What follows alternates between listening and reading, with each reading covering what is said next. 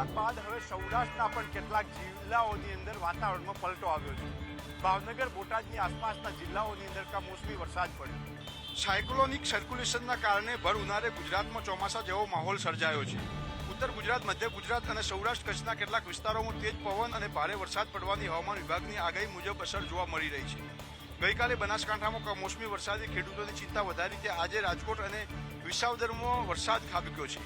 Civil hospital ચોક, bus stand ચોક, બહુમાળી ચોક સહિતના વિસ્તારોમાં વરસાદ પડ્યો, જેથી રાજકોટવાસીઓને ગરમીથી રાહત મળી। જ્યારે બોટાદ જિલ્લામાં વાતાવરણમાં પલટો આવતો અચાનક જ લોકોમાં ખુશીનો માહોલ છે। પારારીના બોડી ગામે કરા સાથે વરસાદ પડ્યો, તો ભાવનગરના વલભીપુર તાલુકામાં રામપરા, પીપળી, ચમારડી, પાટી સહિત ગ્રામ્યમાં પણ વરસાદ વરસ્યો।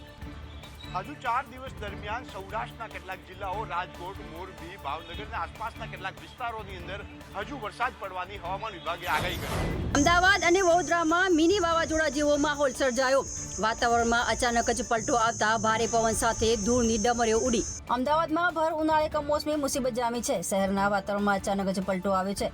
કાળઝાળ ગરમીમાં દિવસોમાં મિની વાવાઝોડા જેવો માહોલ સર્જાયો છે। શહેરમાં તોફાની પવન સાથે ધૂળની ડમરી ઉડતી જોવા મળી છે। વાતાવરણમાં અચાનક જ પલટો આવી વરસાદ જેવો માહોલ સર્જાતા સાંજે બહાર જવાનું આયોજન કરનારા લોકોએ મોટાભાગે ઘરમાં જ રહેવાનું પસંદ કર્યું હતું।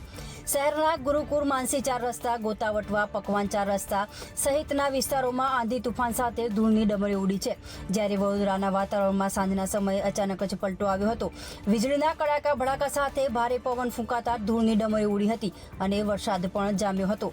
સાંજના સમયે વાતાવરણમાં આવેલા અચાનક પલટાના કારણે એક જ કલાકમાં મોટા ભાગના શહેરોમાં મહત્તમ તાપમાન 8 થી 10 ડિગ્રીનો ઘટાડો જોવા મળ્યો અને લોકોએ ગરમીથી રાહત મેળવી। पाकिस्तान के साथ चल रहे तनाव के बीच केंद्रीय गृह मंत्रालय ने सभी राज्यों को बड़ा निर्देश दिया है। आपात स्थितियों में लोग अपना बचाव कैसे करें, इसके लिए एक देशव्यापी मॉक ड्रिल करने की योजना बनाई गई है। यह मॉक ड्रिल 7 मई को पूरे देश में आयोजित की जाएगी। किसी युद्ध या आपात की स्थिति में लोग अपना बचाव कैसे करें, कैसे समझें कि यह आपात स्थिति है, इसे लेकर स्कूलों और आम जनता के बीच व्यवस्थित तौर पर एक अभियान चलाने का निर्देश गृह मंत्रालय की तरफ से दिया गया है। इस मॉक ड्रिल में 5 बिंदुओं पर फोकस करने के लिए कहा गया है।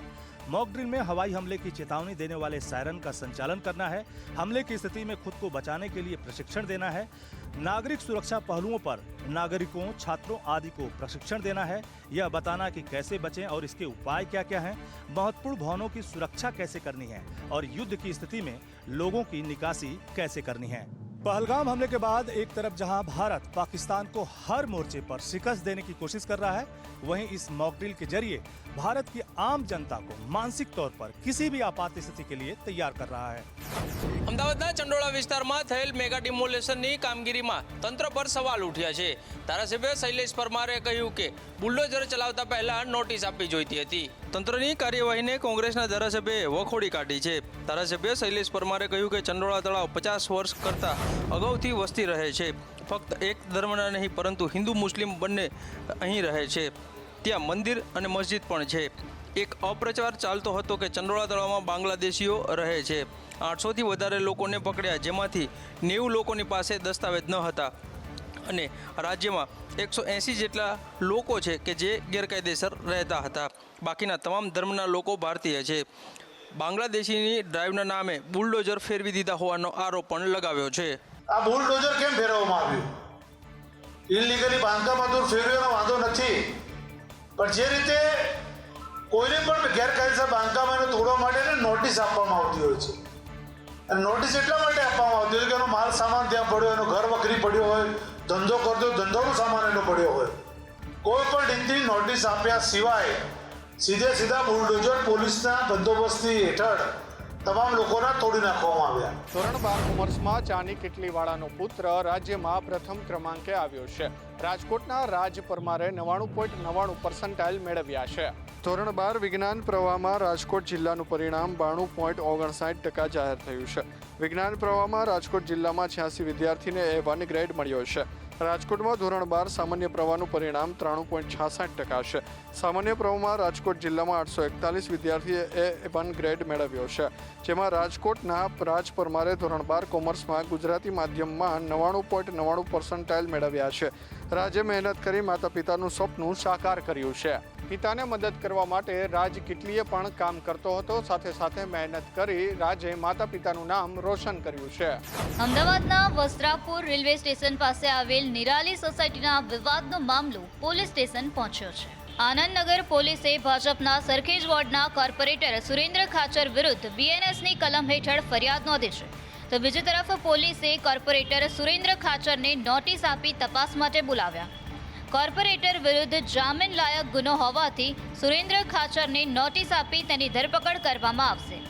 નોંધનીય છે કે સરખેજ વોર્ડના ભાજપ કોર્પોરેટર સુરેન્દ્ર ખાચરના ભાઈ પ્રવીણ ખાચરે નિરાલી સોસાયટીમાં ગેરકાયદેસર દુકાનો બનાવી છે.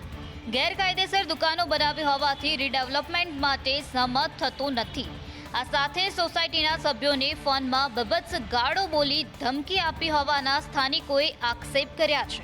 105 મકાનોમાંથી 85 રહીશો રીડેવલપમેન્ટ માટે સહમત થયા છે. ત્યારે કોર્પોરેટર ખાચર અને તેમના સાથીદારો બિલ્ડરો અને રહીશોને ધમકાવતા હોવાના આક્ષેપ કરવામાં આવ્યા છે, જે દિશામાં પોલીસે તપાસ શરૂ કરી છે. અંતે ભરૂચમાં ભૂમાફિયાઓને પોલીસે કાયદાનું ભાન કરાવ્યું છે. અંકલેશ્વર નેશનલ હાઈવે 48 પર ટોલ પ્લાઝાનું બેરિકેડ તોડનાર 5 ટ્રક ચાલકની ધરપકડ કરવામાં આવી છે. ગઈકાલે આવેલા સીસીટીવીમાં ભૂમાફિયાઓની દાદીગીરી જોઈ, જેમાં અંકલેશ્વર નજીક નેશનલ હાઈવે 48 પર આવેલા મુલત ટોલ પ્લાઝા પર બેરિયર તોડી ટ્રકના ચાલકે બેફામ રીતે વાહન હંકારીને ફરાર થયા હતા, જેમાં એક મહિલા કર્મચારીનો જીવ માંડ બચ્યો હતો.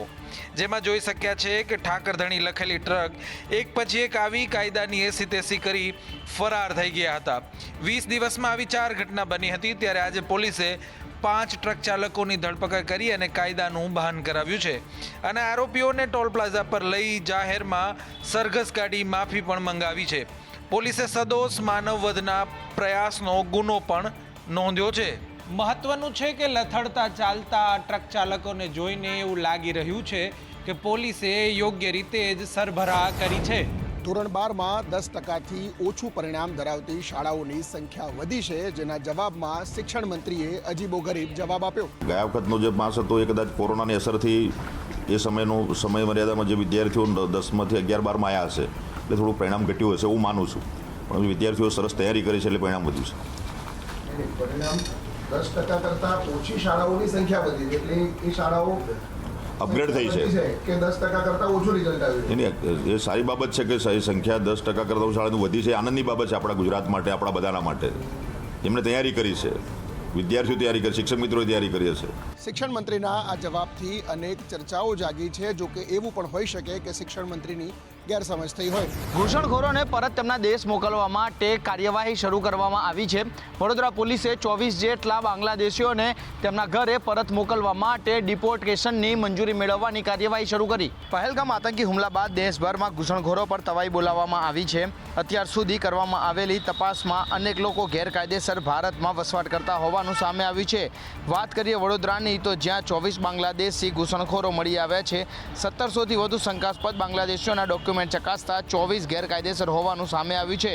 તમામ 24 બાંગ્લાદેશીઓને ડિપોર્ટ કરવાની મંજૂરી મેળવવામાં આવી છે. ટૂંક સમયમાં 24 લોકોને પરત તેમના દેશ મોકલી આપવામાં આવશે.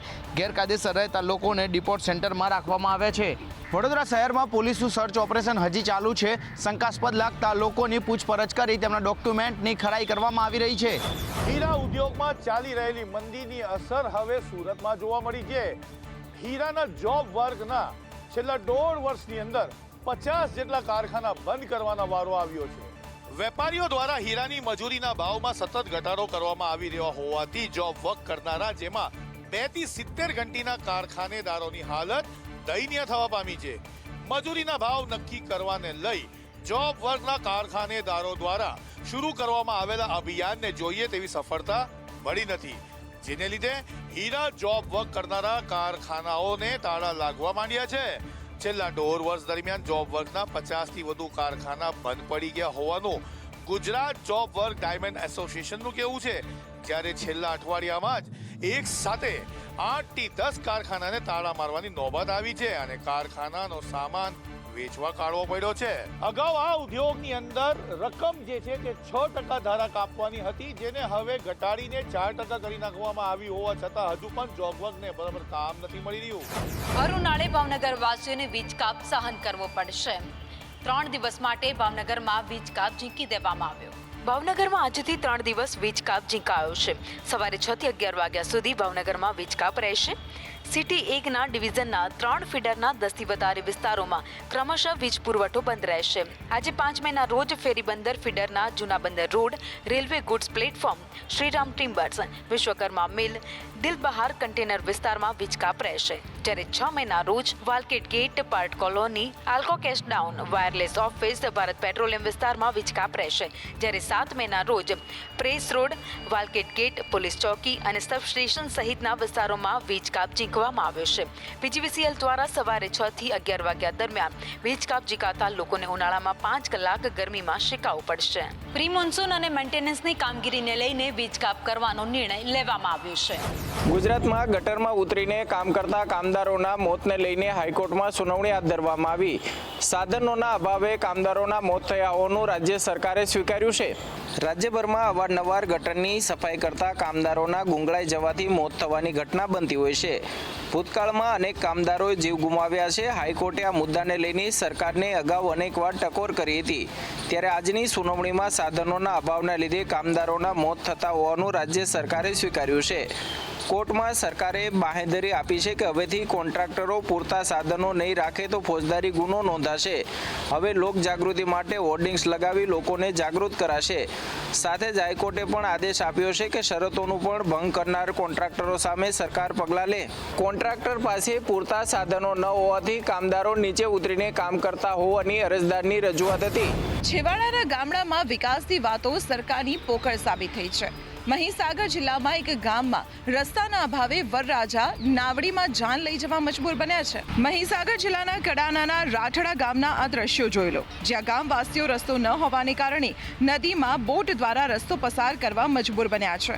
રાઠડા ગામે એક વરરાજા પોતાની જાન નાવડીમાં લઈ જવા મજબૂર બન્યા. રાઠડા બેટ ગામમાં પ્રસંગ હોય કે પછી કોઈ અન્ય સમારોહ હોય, લોકોને એક ગામમાંથી બીજા ગામમાં જવા માટે નદી પાર કરીને જવું પડે. લોકોએ પોતાના ઘરે બાઇક વસાવવાના બદલે ઘરે ઘરે નાવડીઓ વસાવી છે. અવર જવર માટે નાવડીનો એકમાત્ર સહારો ગામવાસીઓ પાસે છે. અગાઉ પુલ બનાવવા માટે સ્થાનિકો દ્વારા રજૂઆત કરાઈ હતી. તેમ છતાં આજ દિન સુધી કોઈ કાર્યવાહી ન થતા સ્થાનિકોમાં રોષ જોવા મળ્યો છે.